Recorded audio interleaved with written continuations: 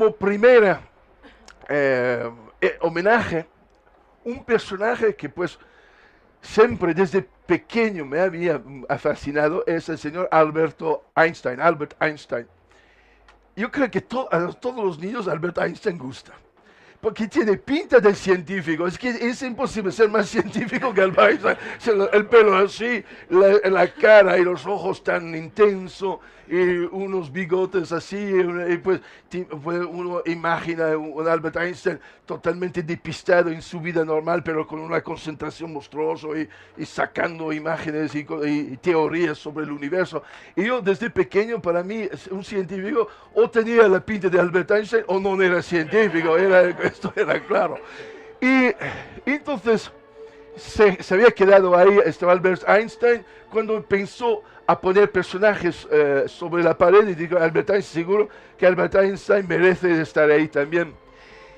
Y en los últimos días he hecho un repaso veloz de Albert Einstein para poder hablar hoy de esta cosa, porque sabía bastante de Albert Einstein, pero lo que he descubierto en los últimos 2 días, que era mucho más importante en Albert Einstein de lo que yo mismo pensaba. Entonces, esta importancia no era tanto en su dimensión científica, porque el tío tiene una dimensión científica enorme, de su cabeza han salido cosas increíbles sobre el conocimiento de nuestro universo, pero no solo, y esto a lo mejor casi me gusta más, era una persona que luchaba continuamente en favor de la paz, en favor del uso inteligente de la ciencia, en favor de todos los valores humanistas que yo intento a mi manera así humilde de defender aquí en este lugar. Entonces, hacemos un pequeño repaso veloz. Él nace en Alemania, si no me equivoco, en 1879 y muere en Estados Unidos en 1955. Entonces ha vivido 76 años. Nace en el sur de Alemania de una familia judía con ciertos comerciantes, con dinero y tal, pero tampoco muy rico. Y esto es lo que no sabía, después me he recordado, pues visto leyendo su historia. A un año deja su ciudad natal, va a Múnich, algunos años, pero después deja Alemania y vive hasta 15, 16 años entre la Suiza y la Italia. Y entonces yo no sabía que había un lado hasta italiano de su educación. Y después en Suiza, incluso a 16 años, su familia y él cambian de nacionalidad y de la nacionalidad alemán pasa a la nacionalidad suiza. Después acaba sus estudios ahí y no antes de uno de sus 27 o 28 años vuelve en Alemania, en Berlín, como profesor de universidad en Berlín, invitado especialmente por el Kaiser, por el emperador alemán, porque ya a 26 años era una persona famosísima, una persona que había hecho ya muchos descubrimientos sobre la relatividad, pero no había llegado todavía a su fórmula tan fantástico. Todo esto, leyendo estos textos, yo he sacado de internet ayer por la noche, en PDF, unas cartas escritas de su propia mano sobre su visión del mundo. Están ahora mismo todos colgados en internet por una universidad a Jerusalén. Se puede ver muchísimas cartas, cientos de cartas escritas a la mano de Einstein, cartas increíbles. Y por ejemplo, esto, donde presenta a uno de sus amigos un resultado, el famoso energía igual masa multiplicado por una constante al cuadrado. Y de decir que finalmente la velocidad de la luz con la masa determina la energía de cualquier cosa en cualquier parte del espacio. No entiendo nada de física, pero que puede resumir la noción de lo que es energía y de lo que es masa, de lo que es intangible, energía y lo que es tangible, masa, en una fórmula conectado a la velocidad de la luz. Y haberlo hecho solo por su mente, es decir, por cálculos mentales y no por observación. Yo creo que no necesita ser un gran científico para imaginar la fuerza de la mente humana y su capacidad. Y esto para mí me da mucho cariño de ver que está escrito con una, ¿cómo se dice? Una matita, un lápiz. Y escrito así con su mano, incluso corregido a más que se había equivocado en algo. Y está escrito en alemán esta carta. Pero como yo he dicho, hay más y mucho más. Yo desde muchos años he tenido siempre una posición en favor de la Palestina en la historia de Israel-Palestina. Y me han acusado muchas veces de ser antisemita, porque soy contra Israel y contra el proyecto sionista de Israel. Y yo quiero decir claramente, y Einstein está ahí para demostrarlo, que uno no tiene nada que ver con el otro. Y yo tengo aquí en las paredes un número de judíos que han transformado mi vida y que para mí son importantes. Y por ejemplo, más que todo Baruch Spinoza y su filosofía, o Albert Einstein. Y estos personajes no tienen nada en favor de una visión nacionalista del judaísmo, que es lo que es el sionismo. Y básicamente, el sionismo que hace nacer a Jerusalén es una versión de derecha, o incluso de extrema derecha, de la condición de ser judío. Y que en el mundo judío, durante siglos, había personas totalmente que rechazaban este nacionalismo, que quería una visión humanista e internacionalista de la planeta, del mundo. Y yo soy internacionalista. Pero leyendo la vida de Einstein ayer por la noche, he entendido por qué. Einstein ha tenido una infancia de viajes, educado en Italia, después en Suiza, conociendo muchas situaciones diferentes, hablando diferentes idiomas, y es lo que yo he vivido. Pero por razones totalmente opuestas. Yo vengo de una familia de circo, yo tengo muchísimas nacionalidades y he hablado mal muchos idiomas y sigo hablando mal muchos idiomas.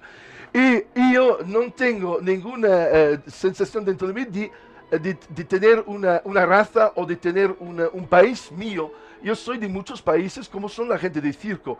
Y veo que en esto es una cierta manera de ser judío, era así.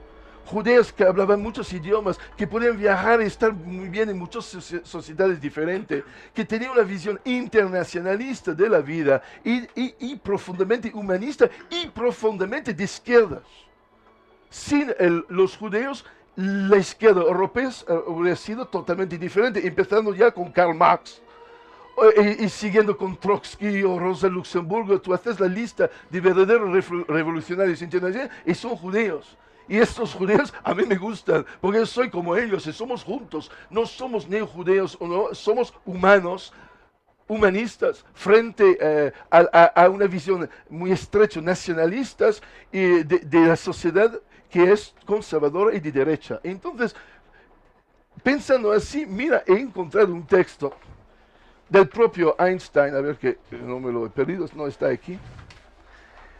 Un texto donde él habla con el presidente del sionismo, el señor Weizmann, de la Internacional Sionista, que ellos intentaban ya de crear Israel ya al final del siglo XIX, con Herzl, Theodor Herzl y una serie de personas. Y es una conversación de 1929. 1929, que son 14 años antes de la llegada de Hitler al poder, antes del Holocausto, antes del campo de exterminio y todo esto, que es hoy en día la justificación básica de Israel. Pero en 1929, mira lo que dice Albert Einstein al jefe, presidente de la Asociación de Sionista Mundial, Weizmann. Dice, hablando del pueblo de Israel, si no logramos encontrar el camino de la honesta cooperación y acuerdos con los árabes, es que no hemos aprendido nada en nuestra vieja odisea de 2000 años. Si no conseguimos ponernos de acuerdo con los árabes en 1929, y si no lo conseguimos, mereceremos el destino que nos acosará. En 1929 pone ahí a la base mismo de una discusión con el presidente de los sionistas los argumentos que yo mismo, a mi manera, sin saberlo, he intentado, y no solo yo, mucha gente dice, ¿cómo es posible que Israel se comporta con los palestinos de la misma manera que los otros se han comportado con los judíos por cientos y cientos y miles de años? Entonces, esta pregunta no es de antisemita. Albert Einstein no puede ser acusado de antisemitismo. Era una persona profundamente orgullosa de ser judío, él lo dice continuamente. Pero este argumento es un argumento de un hombre racional y de una buena persona. Pero vamos adelante. O incluso un poco atrás, porque en 1914, a los 3 meses del principio de la Primera Guerra Mundial, escribe un manifiesto, se llama en alemán Manifiesto a los Europeos, donde Albert Einstein pide la fin de la guerra por los valores humanistas de Europa, de no pensar a las identidades nacionales que hace que millones de personas se están matando y pensar que tenemos una nacionalidad europea, que tenemos cosas en común y y dice que los artistas y los científicos tendrían que ser la vanguardia de la sociedad para intentar de hacer volver a la gente a la razón y no a la matanza. 2 meses después del principio de la Primera Guerra Mundial. Estamos a 100 años del texto. Este texto parece el texto de fundamento de la Unión de la Comunidad Europea, con todos los valores ahí dentro, escrito, y el texto también se encuentra en internet, se llama el Manifiesto por los europeos. Pero vamos adelante. Entonces en 1948 habla, bueno, yo podía sacar, habla que le da mucho miedo que Israel utiliza acciones terroristas contra los árabes para formar un país y que él no quiere tener nada que ver con un país que nace con acciones terrorísticas. Está aquí en su carta. Y a los pocos meses antes de morir, con Bertrand Russell, un inglés que por cierto no está, pero tendría que estar también, un matemático, que luchó por la paz en continuo hasta sus 90 y pico años, los dos juntos, Russell y Einstein, crean un manifiesto en 1955 contra la bomba atómica, pidiendo un gobierno mundial para intentar de evitar una guerra nuclear que podría ser fatal, acabar con la humanidad y con la civilización. Y este manifiesto también hay que leerlo porque es un texto extremadamente bien hecho y extremadamente humanista y un texto que es de total actualidad hoy en día, porque las armas nucleares no se habla más, pero están todavía, no han desaparecido. Ya hay 14.000 del lado americano, 9.000 del lado ruso, y entonces con estas armas nucleares, y dice Einstein y Russell en este manifiesto, que ya en 55 había una arma 1200 veces más poderosa que la bomba atómica de Hiroshima en 1955. Y diciendo, cuidado, que si esta arma explota, estamos hablando del final total de la vida sobre el planeta. Entonces, un hombre que no solo era matemático y era físico y era un gran hombre de ciencia, pero un hombre que hasta los últimos meses de su vida ha luchado por la paz. Y por eso, como hacemos cada semana, y acabando con el tema de Albert Einstein, yo pido a nuestros católicos y católicos de hacer un aplauso por su humanismo.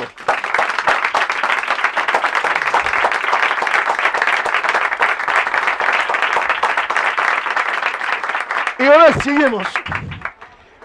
Crimea. Quiero decirlo inmediatamente, es que yo no soy historiador para nada. Yo soy autodictado, intento de informarme como hace mucha gente. Que es un ideal también de la CNT, por ejemplo, de intentar de autoeducarse. Yo como soy hijo de familia de circo, la última vez que he visto el interior de una escuela tenía 15 años y después no he actuado y he hecho, entonces no he hecho nada de universidad y todo, pero lo que era seguro que en nuestra familia los estudios nunca acababan y hasta mi padre hasta morir estaba ahí leyendo para, como hombre del pueblo, como trabajador, intentar de educarse, intentar de saber algo. Incluso si era hecho con muchos agujeros en su educación y tal, pero yo pensaba que mi padre y pues todo el mundo que yo conocía era gente que se preocupaba de educarse. Entonces, lo que estoy diciendo ahí es para decir que no soy un gran historiador, pero he intentado de entender más de lo que es la historia de Crimea en este momento. Tengo a decir una cosa inmediatamente para ponerlo muy claro. Yo soy filorruso. ¿Por qué? Por sentimientos y por... Yo he actuado mucho en Rusia y voy a actuar en junio otra vez en el norte de Rusia, entonces conozco bien la realidad rusa. Es una realidad muy violenta, muy duro, pero hay una generosidad, hay una fuerza en la Rusia que a mí me ha tocado. Entonces yo puedo imaginar que otras personas pueden tener una opinión totalmente diferente, pero yo tenía que decir a vosotros desde el principio. El principio es que me gustan los rusos. Y lo que me gusta más de los rusos, y que le hace buenos amigos, pero también peligrosos, es que los rusos no se arrodillan frente a nada. Tienen un orgullo que te caga, pero un orgullo que no acaba nunca, el orgullo ruso. Si tú eres amigo con ellos, te pueden morir para ti, pero si vas contra su propio orgullo, la respuesta es terrible, la respuesta. Es que van y van y van y van y no tienen miedo de morir. Son, en este sentido, es un pueblo, hay que pensar como un pueblo indígena. Ha sido cristianizado en el siglo XII o XIII la Rusia. Antes eran politeístas de los bosques, nómades. Entonces estamos hablando de un pueblo muy virgen y muy joven al lado de nuestras viejas civilizaciones europeas. Y entonces gente con determinación. Y entonces esto lado nuevo y fuerte y creativo, porque son muy creativos los rusos, a mí me ha encantado. Entonces, la situación Crimea, yo así a priori era más del lado de los rusos pero bueno, la primera cosa que hay que entender es esto, el Mar Negro era durante muchos siglos una mar del Imperio Otomano, de los turcos. Y toda la historia de toda esta parte del mundo es una lenta decaída de la Turquía, del Imperio Otomano, y lentamente perdiendo sus tierras y cosas. Y frente a qué cosa? De un lado, los rusos que del norte estaban bajando y conquistando tierras de los turcos para llegar al Mar Negro y a la Crimea. Del otro lado, por el sur y subiendo al norte, los ingleses cogiendo Egipto, la India en el siglo XIX, los ingleses necesitaban pasar a la India, que era un enorme continente suyo, y tenía que pasar por las tierras turcos. Entonces los ingleses, los franceses también estaban atacando la Turquía de una parte y los rusos de la otra parte y lentamente quitando tierra a los turcos. Pero llegamos en 1850 y esto no me lo recordaba, pero muy interesante. Había una guerra terrible, duró 3 años en Crimea entre franceses, ingleses, sardos, porque Italia no era reunido, entonces la isla de Sardeña ha mandado hombres también. Y austriacos un poco, pero tampoco mucho, y turcos, juntos, turcos, franceses, ingleses y sardos contra los rusos. Y yo empecé a pensar, ¿por qué los ingleses y los franceses ponían del lado de la Turquía musulmana para luchar contra un país cristiano, ortodoxo, sí, pero cristiano? Bueno, la excusa increíble es por Jerusalén. La Turquía era responsable, era su tierra, su imperio, era también la Palestina. Sus tierras andaban hasta toda Arabia Saudita y hasta al punto mismo de la península arábiga, era todo turco. Y entonces los cristianos tenían una tolerancia de los musulmanes en Jerusalén para los lugares santos. Y durante X tiempo eran los ortodoxos que tenían San Sepulcro, que tenía Betlehem, que tenían los lugares más santos del cristianismo, porque eran los cristianos de Oriente, entonces más cercano de ellos, y los católicos eran del oeste, eran más lejos de Jerusalén. Y entonces, pero como la Turquía estaba lentamente cayendo sobre sí mismo, ya no tenía poder, los ingleses y los franceses han dicho al sultán de Turquía: nosotros podemos ayudar para luchar contra los rusos, porque ya los rusos atacaban, pero en cambio vosotros nos das a nosotros los lugares santos. Y los católicos entonces querían estos lugares y arrebatar estos lugares a los ortodoxos. Muy interesante esta cosa, porque finalmente es una guerra de religión por atrás, una guerra comercial también, una guerra imperial también, pero hay esta cosa, los ortodoxos y los católicos. Hemos olvidado últimamente que las grandes guerras que hemos tenido han sido menos entre cristianos y los mismos musulmanes que entre cristianos ortodoxos y cristianos católicos.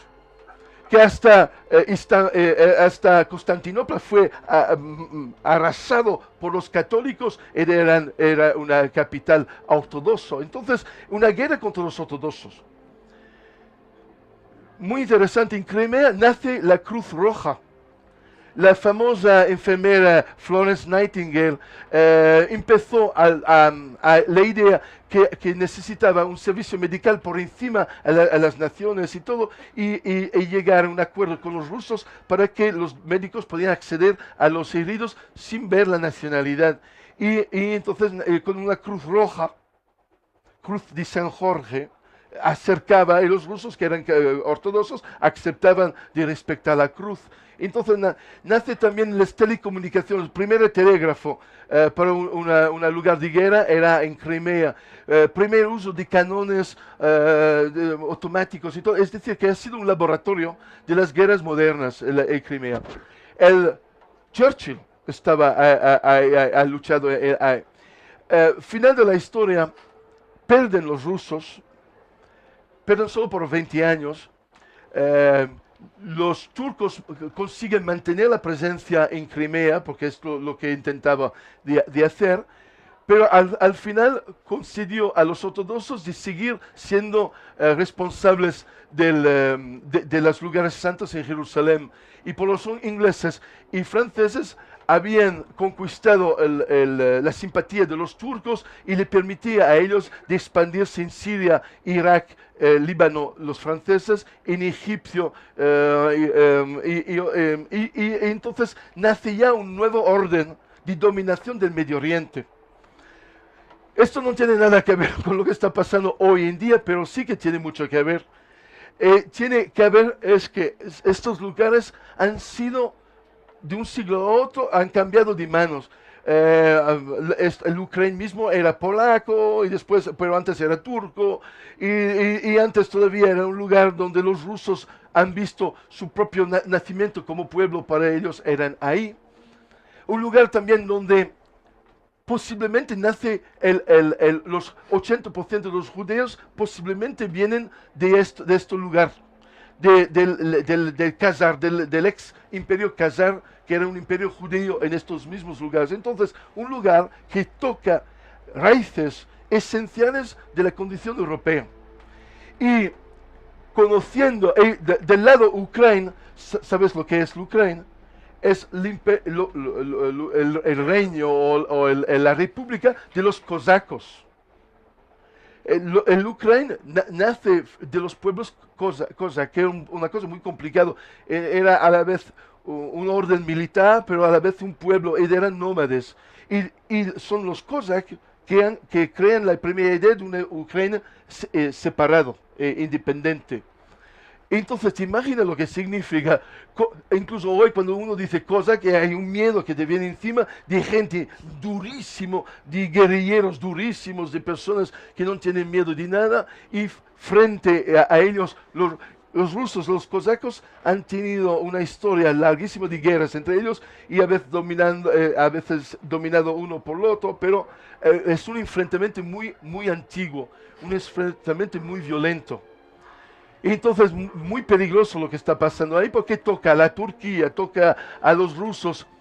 Y en todo esto, la Unión Europea y los Estados Unidos, como aprendiz bruja, tocando, tirando dinero por ahí, está organizando un golpe de Estado, en mi opinión, con un conocimiento cultural y un conocimiento histórico muy pobre. Ignorantes, estamos en manos de ignorantes a nivel de política internacional. Han tocado un lugar extremadamente peligroso. Han intentado, por razones comerciales, de cosas de arrebatar Ucrania a la Rusia por su petróleo, por su gas, o por su... Y han tocado una cosa muy profundo y muy antiguo y conectado a la religión además. Porque los cosacos eran más bien católicos de rito oriental y ellos ortodoxos. ¿Sabes la diferencia entre los ortodoxos y los católicos? Fundamental es saber si la madre de la Virgen era virgen también. Los ortodoxos dicen de no, que la madre de la Virgen no era virgen, pero los católicos dicen de sí. El Ratzinger ha dicho, cuando estaba el Papa, que quería solucionar el problema. Yo no veo cómo se puede solucionar el problema. ¿Es virgen o no lo es? Es difícil. A mitad virgen no es posible. Y entonces, final de la historia, estamos en esto. Y está volviendo así la Guerra Fría, pero la Guerra Fría era entre comunistas y cristianos. Pero ahora la Rusia, que conozco, como he dicho bien, son muy ortodoxos, las iglesias están así llenísimas, hasta Putin está siempre con el arzobispo ortodoxo de Moscú, el ortodoxo ha vuelto como era inimaginable en lo que era la Unión Soviética, y entonces son profundamente religiosos, y nos los están presentando aquí como si fueran ancora comunistas o no sé qué. No, no, no. Estamos hablando de una ortodoxia profundo y muy fuerte y que piensa que la madre de la Virgen no era virgen y pueden matar por eso. Entonces, todo esto para decir que hay que informarse.